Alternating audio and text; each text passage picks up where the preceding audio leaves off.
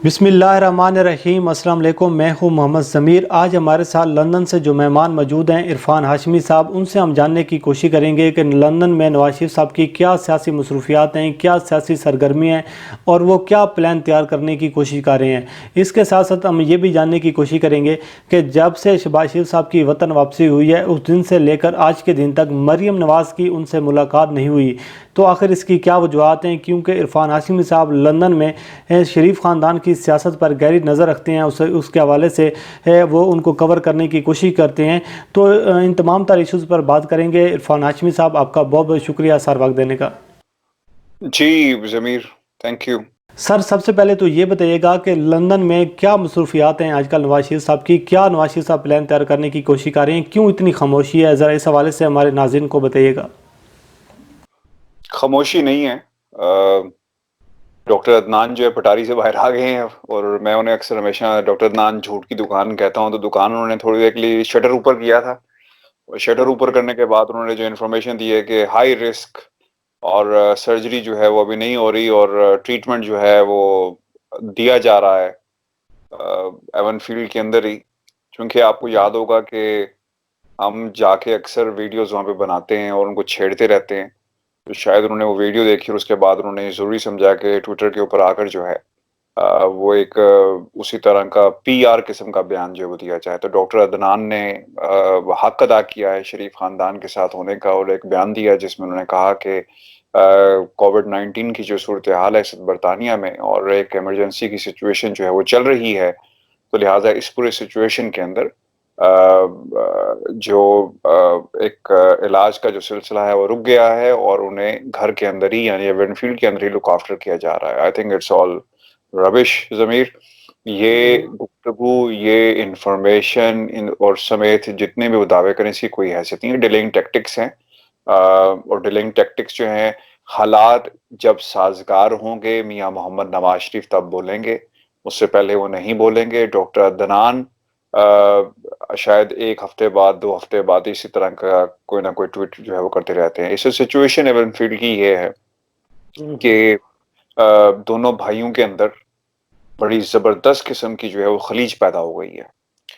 अ, ये खलीज इसलिए पैदा हुई है क्योंकि शहबाज शरीफ की ये बड़ी ख़्वाहिश है कि किसी तरह पाकिस्तान मुस्लिम लीग नून को मुस्लिम लीग शीन जो है वो बनाया जा सके और अमली तौर पे बनाया जा सके।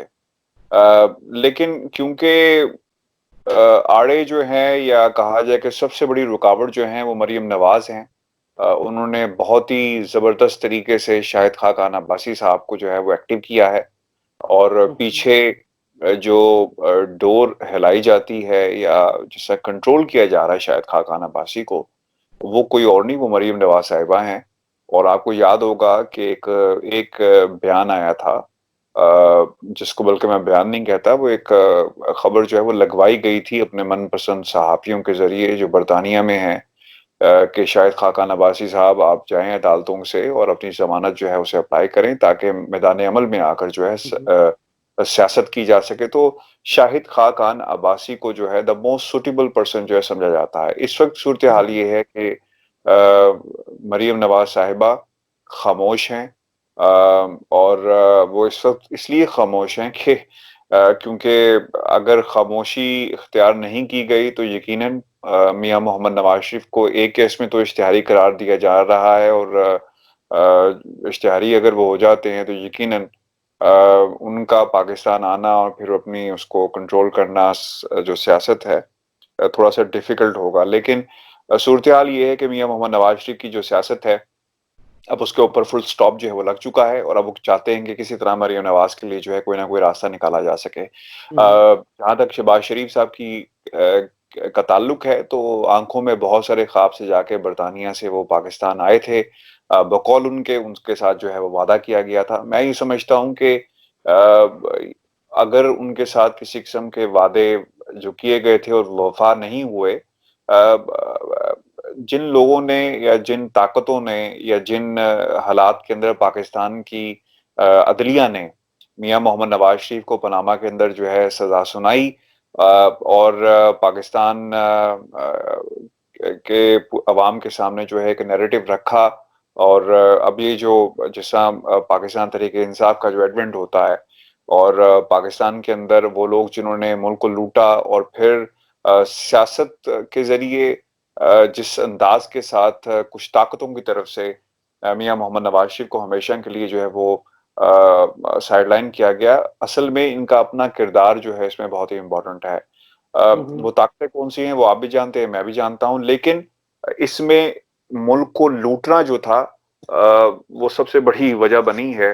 और पाकिस्तान मुस्लिम लीग नून ने हमेशा से जो है वो किसी भी सूरत जो है पाकिस्तान के लिए कोई ऐसे बड़े इकदामात नहीं किए जिसका फायदा, जिसका समर जो है वो आज अवाम को मिल रहा होता। स्कूल्स नहीं बनाए गए, सेहत का किसी किस्म का सिस्टम जो है वो नहीं क्रिएट किया गया। इरफान हाशमी साहब, जिस तरह भी आप बात कर रहे हैं कि दोनों भाइयों के दरमियान एक खलीज है, दोनों भाइयों के दरमियान जो फासले हैं ये बढ़ रहे हैं, तो क्या ये भी इसी बात की एक कड़ी है कि जब से शहबाज शरीफ साहब की वतन वापसी हुई है उस दिन से लेकर आज के दिन तक मरीम नवाज़ की उनसे मुलाकात नहीं हुई? क्या ये भी उसी कड़ी का एक हिस्सा है कि क्या वही नाराज़गी है जिसकी वजह से मुलाकात नहीं हो पा रही, या फिर आप इसकी कुछ और वजूहत देखते हैं? आप बात करने की यहाँ पे जो है वो तस्करा कर रहे हैं भाई, वो एक दूसरे की शक्ल नहीं देखना चाहते।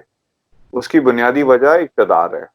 शहबाज शरीफ साहब ने बड़ी कोशिश की है कि किसी तरह पाकिस्तान की एस्टेब्लिशमेंट को जो है वो राम किया जा सके और ये जो अपॉर्चुनिटी क्रिएट हुई है इसे किसी तरह हाथ से जाने ना दिया जाए। उनका ये ख्याल था कि बरतानिया से वो पाकिस्तान गए हैं और जिन वादों का वो जिक्र कर रहे थे कि एस्टेब्लिशमेंट ने मेरे साथ वादा किया कि आपको प्राइम मिनिस्टर बना दिया जाएगा। आप एक तरफ जमहूरियत की बात करते हैं, दूसरी तरफ जो एस्टेब्लिशमेंट के वादों की बात करते हैं, तो मेरा ख्याल है कि ये वतीरा इनको नहीं जो है अपनाना चाहिए। अगर जमहूरी इक़्तिदार या जमहूरी सिलसिले या जमहूरी तरीक़ाकार से जो है अगर आप प्राइम मिनिस्टर बन सकते हैं तो व्हाई नॉट, आप बन लें। आपको अगर पाकिस्तान की अवाम बनाना चाहती है, एस्टेब्लिशमेंट को बार-बार खींच कर लेकर आना, एस्टेब्लिशमेंट के कहने पे मैं पाकिस्तान आया हूँ, आपको अपना किबला खुद दुरुस्त करना पड़ेगा। मरीम नवाज की कोशिश है कि किसी तरह वो मुस्लिम लीग नून को लीड करें। शहबाज शरीफ चाहते हैं कि अगला प्राइम मिनिस्टर जो है इस जिंदगी में एक दफा मुझे भी प्राइम मिनिस्टर बना दिया जाए, यानी ये उनकी अपनी ख्वाहिश है। दूसरी तरफ आप नैब के सामने पेश नहीं होते, आप कहते हैं जी मैं बीमार हूँ, मुझे कैंसर है, और वहाँ के हालात सही नहीं है। तो मेरा ये ख्याल है कि खलीज जो है वो बरकरार है, खलीज कभी कम नहीं होगी। मरीम नवाज बात करने की बात तो बहुत दूर है ज़मीर, वो एक दूसरे की जो है वो शक्ल नहीं देखना चाहते, चूंकि मसला यहाँ पे कुर्सी का है। कौन लीड करेगा आने वाले दिनों में पाकिस्तान को, कौन लीड करेगा पाकिस्तान मुस्लिम लीग नून को?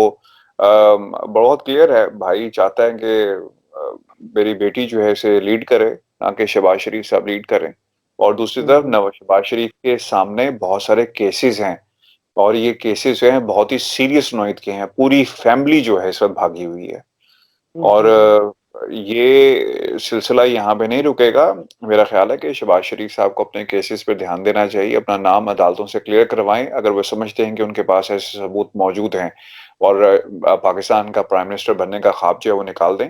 क्योंकि लोगों ने, मैं आपको एक सच्ची बात बता रहा हूँ कि जिस किस्म के कमेंट्स, जिस किस्म के व्यूज, जिस किस्म का एक नैरेटिव हमारे सामने सोशल मीडिया पे मिलता है, ये वो लोग हैं जिनको किसी ने बैठाया नहीं हुआ, बल्कि वो जानना चाहते हैं कि सच क्या है। तो उन लोगों के मुताबिक जो पॉपुलर ओपिनियन है ज़मीर, वो बड़ा क्लियर है कि पाकिस्तान को मुस्लिम लीग नून की ज़रूरत नहीं है। लोग चाहते हैं कि तब्दीली आए, और मैं अपनी जो वीडियोज़ होते हैं उसमें बरमला भी कहता भी हूँ कि वो लोग जो बीमारी को बहाना बना के अदालत में नहीं जाते, वो लोग जो बीमारी को बहाना बना के मुल्क से चले जाते हैं, और वो लोग जो बीमारी को बहाना बनाकर मुल्क में वापस नहीं आते।